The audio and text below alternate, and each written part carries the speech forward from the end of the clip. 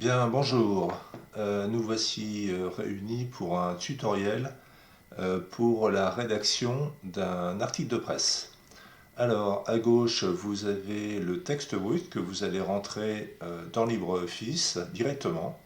Vous écrivez le texte sans aucun formatage, ni mise en page, rien du tout. Et à droite, vous avez le texte qui doit être mis en page. Donc de gauche, vous devez obtenir ce qui est à droite. Alors on va commencer par le plus simple, le titre. Le titre, il doit être assez gros. On doit bien le voir. Donc on va grossir tout ça. Donc je change la taille de la police de caractère. Je vais le centrer. Je vais le mettre peut-être en gras pour que ça soit assez gros. Voilà. Ensuite, j'observe que dans mon texte ici, j'ai deux colonnes. Donc je vais mettre tout le reste en colonne. Pour mettre le reste en colonne, comment je fais? Je sélectionne donc tout ce qui doit être mis en colonne. Ensuite, je vais sur Format dans LibreOffice. Et ensuite, je vais aller dans Colonne. Et dans Colonne, j'ai un certain nombre de réglages possibles. 2 colonnes, 3 colonnes, 4 colonnes. On peut avoir une petite colonne un peu plus fine à droite ou à gauche. Voilà. Et on peut régler l'espacement entre les colonnes. L'espacement, c'est cet espace ici. Alors je vais mettre 1 cm qui me paraît intéressant. On peut même avoir aussi, si on le souhaite, un trait de séparation, donc un trait vertical ici. Bon, je n'en éprouve pas le besoin. Donc je fais OK. Voilà, donc j'ai mon texte qui vient d'être mis en colonne. Je vais réduire un petit peu, à ce que ça va donner. Bon. Ensuite, j'ai ce qu'on appelle le chapeau. Le chapeau est ici, c'est quelque chose qui est assez important. On commence en général, quand on commence à lire un article, on commence par lire le chapeau. Donc je vais le mettre aussi un peu plus gros, peut-être en gras. Non, je pense que c'est peut-être bien comme ça. J'observe que mon texte est bien aligné à gauche, mais il n'est pas aligné à droite. Pourquoi? Parce que je suis en alignement à gauche. Donc ce que je vais faire, je vais sélectionner tout mon texte. Voilà. Et je vais faire un justifier. Justifier, donc le traitement texte calcule les espaces. Vous voyez, là il y a beaucoup d'espace, de façon à ce que ça soit bien aligné à gauche et aligné aussi à droite. Bon, voilà. Je vais le réduire un petit peu pour le mettre à peu près à la même taille. Je vais peut-être, le chapeau, je vais peut-être le mettre à peine plus gros, mais enfin bon, là je suis en 11. La taille de la police de caractère, c'est pas mal. 11, 12, 13. Bon, pourquoi pas, on peut mettre 13.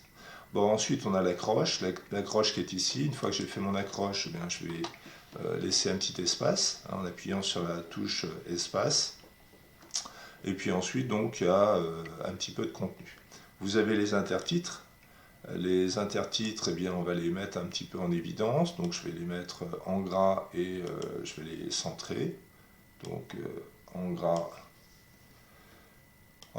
et puis ensuite centré. Et j'en ai encore un ici. Donc, en gras et centré. Voilà.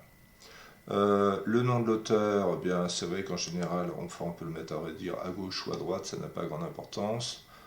Dans le cas présent, je vais le mettre, pour être comme ici, je vais le mettre à droite.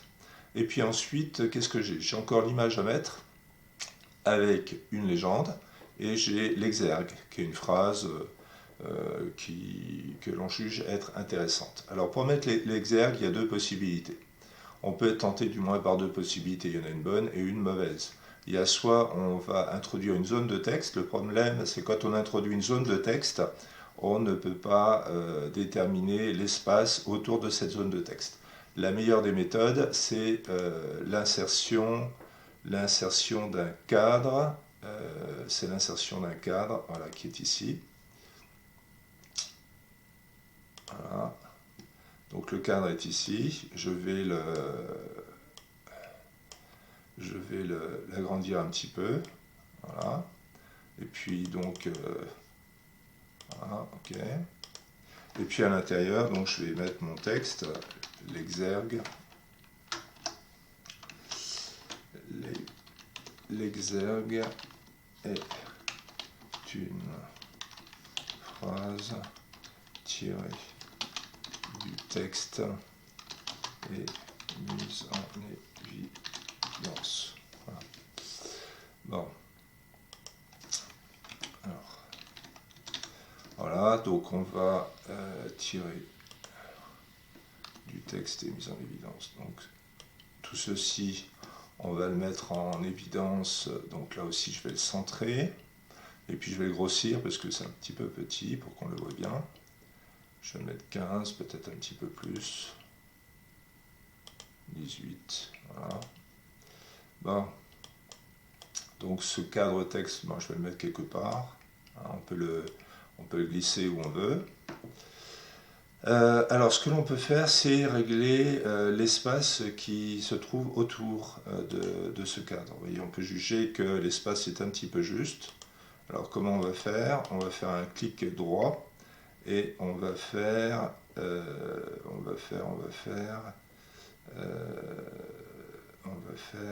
cadre.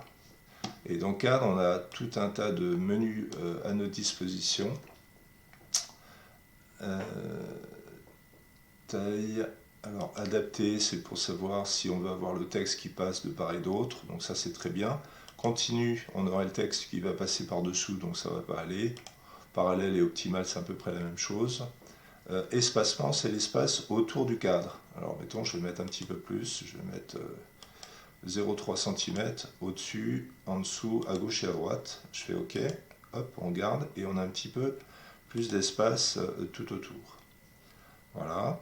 Alors, qu'est-ce qui manque encore? Il manque l'image. Donc l'image, je vais aller la chercher. La chercher, elle est où l'image? Elle est ici. Donc, voilà.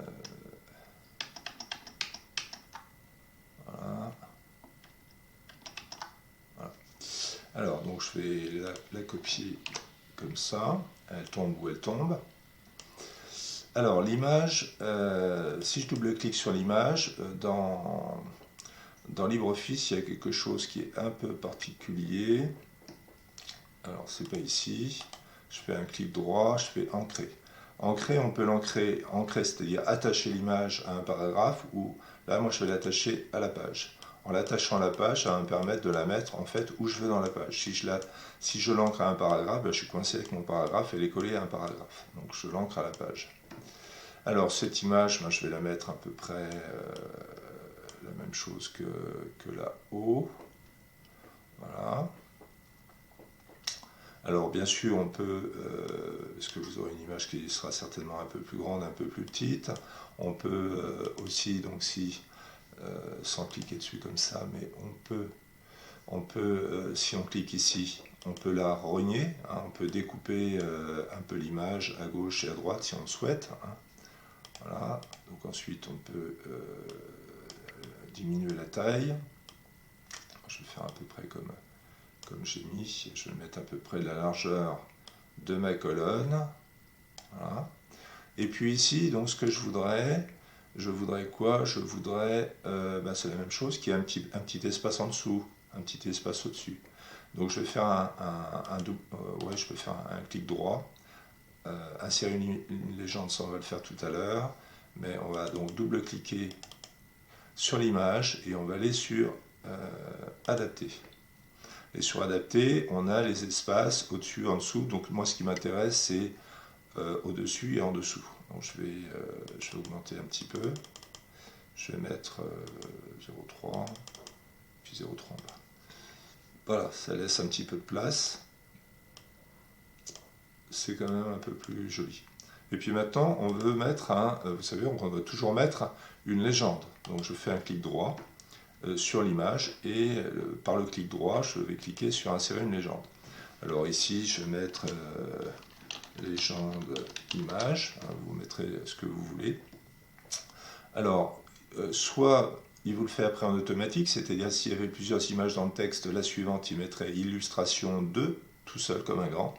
Légende image, on peut, alors c'est la même chose, le séparateur, vous remarquerez qu'ici, il n'y a pas d'espace entre le 1 et le 2 points. Or, il doit y en avoir un, donc il faut mettre un petit espace là. Et puis, la numérotation, on aurait pu choisir plutôt des lettres. Illustration grand A, par exemple. Au lieu d'illustration, on peut mettre texte, dessin, enfin, ce que vous voulez. Hein. Moi, il n'y a rien qui m'intéresse, donc je mets aucun. Et OK. Voilà. Donc, c'est ici. Je reclique dedans. Là, je vais centrer, parce que je trouve ça mieux comme ça. Voilà. Et là, je regarde. Ah, alors je déborde un petit peu. Je déborde un petit peu. Alors je vais réduire, et puis je vais déplacer un petit peu ça, parce que là, je n'étais pas tout à fait là. Et je vais encore vous remontrer quelque chose. Donc je descends un petit peu. Voilà, donc je prends plusieurs fois pour placer. Voilà, je crois que c'est pas mal. Hein. Donc il n'y a plus que le nom de l'auteur là qui dépasse, qui manque un petit peu. Le chapeau, il est peut-être. Je vais le réduire un petit peu. Le chapeau, non, c'est à peu près ça. Tout le reste, c'est un petit peu près ça. Par contre, je vais. Oh.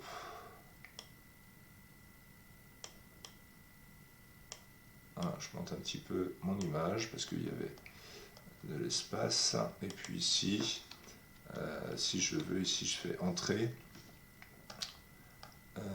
Alors, et ensuite le contenu. Alors qu'est-ce que je peux bien réduire? Qu'est-ce que je peux bien réduire? Alors, je vais regarder ici, là je suis en 11. Là je suis en 18. Là je suis en 18, ouais. Là je suis en 32. Là, je suis un plus petit. Ici je suis en 13. Là je suis en 13. La différence. Bon, ben voilà, je crois que c'est à peu près tout. Alors ici, j'ai une page vierge derrière. Pour enlever la page vierge, comment je fais? Alors si je clique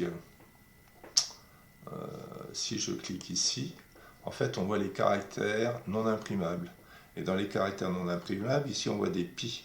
Les pi, c'est quoi? C'est tout simplement des appuis sur la touche entrée. Donc je me suis positionné au bout de hauteur, je vais appuyer sur la touche suppression, sup. Et voilà. Et donc là, vous voyez, on voit à chaque fois, vient ensuite, tiens d'ailleurs, je ne sais pas pourquoi il y avait un sauté de ligne à ce niveau-là. Ça doit être une petite erreur. Voilà. Donc je vais enlever les pi pour mieux voir mon article. Et voilà. Si au bout de hauteur, donc je recommence, j'appuie sur entrée. Encore une fois, hop, alors je vais faire comme ça, et là je vais enlever ça. Et voilà, là j'ai fini.